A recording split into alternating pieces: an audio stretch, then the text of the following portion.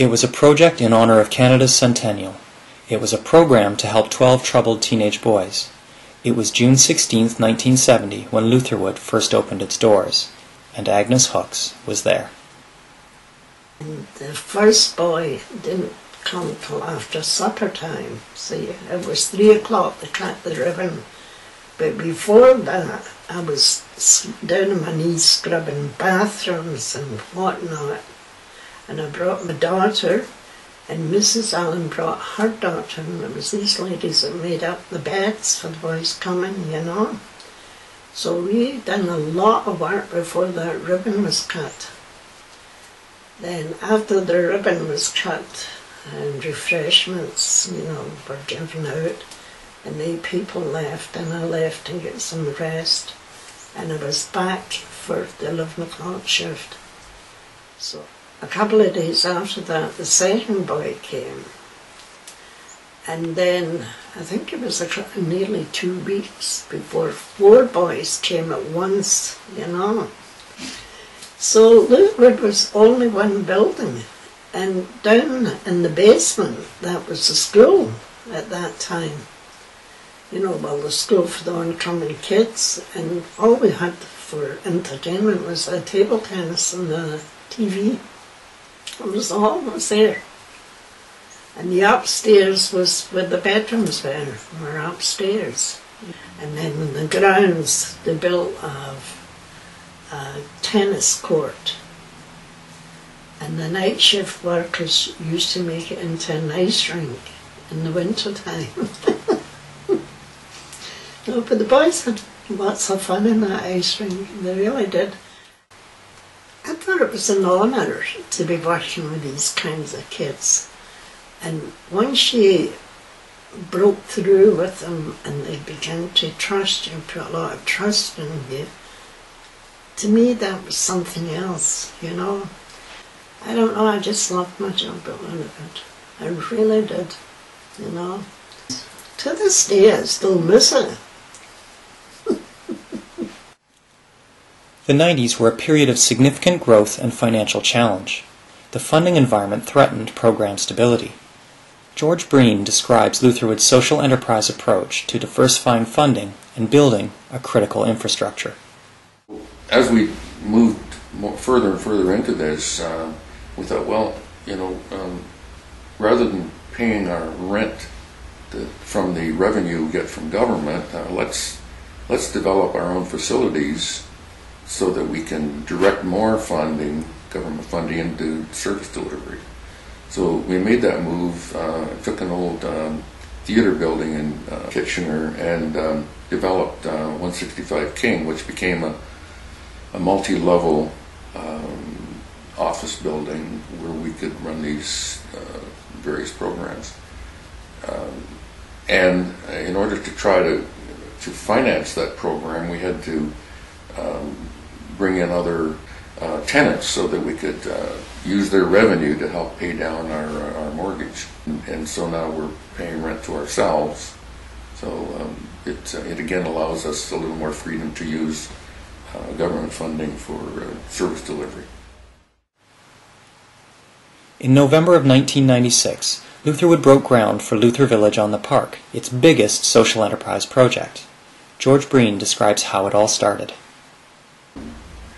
We were asked by a Lutheran church organization to help them get a retirement village off the ground. Our thought was, well, we were so focused on children's mental health at the time that we never thought much outside those boundaries. So when we looked at it, we said, well, it's like it's child and family, it's just a further extension of family into the seniors. So there's a mission there that we think that we can probably deal with, and at the same time it becomes something that could be a bit of a revenue stream over time to support some of our children's programs that were either lacking in government funding, but we knew there was a need for, or they could supplement the things we do with government support. CODA and Lutherwood were both delivering targeted employment programs in different areas of Waterloo Region. Cathy Harrington describes how a relationship grew into a merger. Around the time of the mid-90s, both CODA and Lutherwood were viewed as two very successful nonprofits, and each operating very, compatible services, but unique services. The funding environment at that time was such that you can only grow to a certain level as a nonprofit before you have to start to look at how do you build some of that capacity or infrastructure to allow you to grow your services even more. And I know from the CODA perspective, we were struggling. We were delivering a lot of great services to the community, but we had reached the size where we needed to start to take a look at creative ways in which we could get that infrastructure that we needed, but in a way that allowed us to free up more resources to serve the community. So we started talking to Lutherwood. I think in the end, by taking that time and really learning to walk together and to work even more collaboratively together, that it laid a really solid foundation when the two organizations did formally decide to merge. We really felt that we had been two organizations that had grown up together. While merger talks progressed, CODA introduced Lutherwood to a financially struggling Cambridge interfaith. Anne Van Norman talks about the roots of Lutherwood Family Counseling Service. At that time, socially in Cambridge, people were faced with a lot of struggles.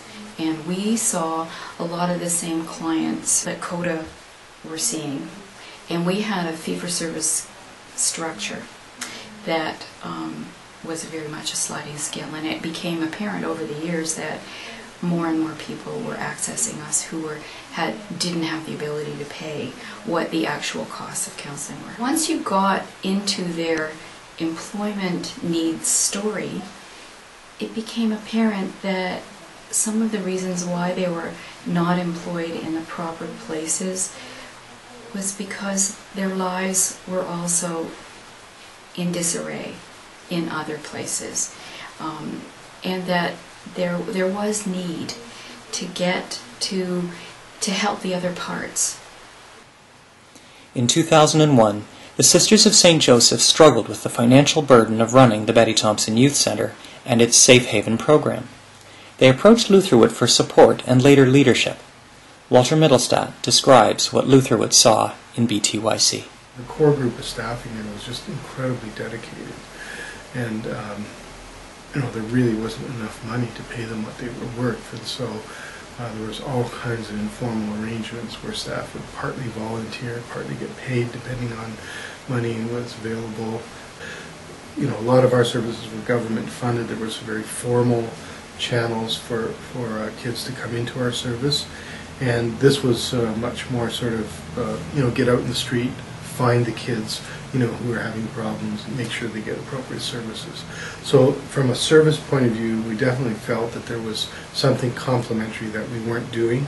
There was some aspects of the reputation of the Betty Thompson Center, the connection with Betty Thompson herself, which was a really positive kind of connection.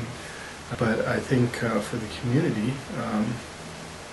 the fact that a young person who's kind of lost or is homeless before the age of 16, there's knowledge. They can go there. They will be taken care of. They will, we've, I think, positioned the center a little bit more to be connected with other services, so that it becomes essentially a gateway for a young person to get to other places they need to go. Reflecting back over 40 years, John Colange sees stability as an ongoing challenge, and our staff as the reason our doors remain open today. We serve thousands of people every year. That's a huge responsibility. We take care of people's children. We help people get back to work that sometimes haven't worked for years. We take care of our grandparents, and our parents, how do you remain sustainable so that if people become dependent on the organization, you ensure that you're here not just today but tomorrow as well? That's our biggest challenge, and so far we've done very well over the past 40 years.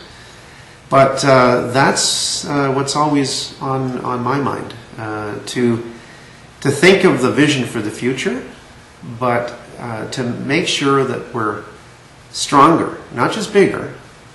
Bigger is not better, stronger is better. And maintaining the discipline to always remember that and to always think, how do you honor that mission, those that came before us, both in clients and in staff that created this place? How do we honor their memory? How do we honor the kind of organization we've become and the service that we provide? And how do we keep that going? Well, Pastor Mybom had a theory. If we make one of these boys out of 12, we're doing a successful job. And I looked at him and I said, really? We go through all this to make one? And he says to me, but you're making a good job.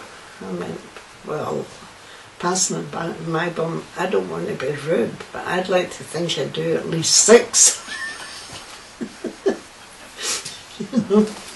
And he said, I think you're trying to achieve quite a lot. I says, well, we'll see. And I did see a lot of success with a lot of the boys over the years. This community would be far less rich if Lutherwood hadn't existed. And it's only through the hard work of all of the staff over those number of years that have made it so rich. It's a great thing you've accomplished. It's 40 years of excellent contribution to the community, and in the next 40 years, don't change. Just keep doing what you're doing. I'd like to congratulate all of the staff and the board members for the work that they've put in over the last 40 years to providing exceptional services to clients in our community. Congratulations. Thank you, Lutherwood, for 40 years of good service and making our community such a great place to live. I want to say thank you to the staff, because you've made this journey possible. You've made the dream possible. Lutherwood has a very bright future because of you. And when I think we've become a force for good in this community for 40 years, we'll keep doing it. Our house is strong, our foundation is strong, and because of the staff and their dedication, we will keep doing it for another 40 years.